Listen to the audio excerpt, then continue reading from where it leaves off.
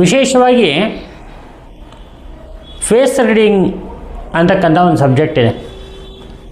ಅಂದರೆ ಮುಖ ಸಾಮುದ್ರಿಕ ಶಾಸ್ತ್ರ ಅಂತ, ಅಂದರೆ ಮುಖಲಕ್ಷಣ ನೋಡಿ ಹೇಳುವಂತಹ ಒಂದು ಶಾಸ್ತ್ರ, ಫೇಸ್ ರೀಡಿಂಗ್ ಅಂಥೇಳಿ ಕರೀತಾರೆ ಅದನ್ನು.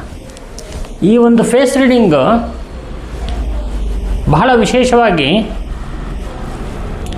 ಮನುಷ್ಯನ ಸಮಸ್ಯೆಗಳನ್ನು, ಮನುಷ್ಯನ ಜೀವನದಲ್ಲಿ ಇರತಕ್ಕಂಥ ದೊಡ್ಡ ದೊಡ್ಡ ಅತಿ ಕಷ್ಟವಾಗಿರ್ತಕ್ಕಂಥ ಒಂದು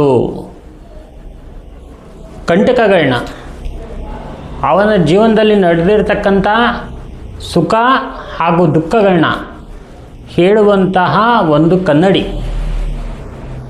ಯಾರು ಆ ಫೇಸ್ ರೀಡಿಂಗನ್ನು ಕರೆಕ್ಟಾಗಿ ಮಾಡ್ತಾರೆ ಅವರಿಗೆ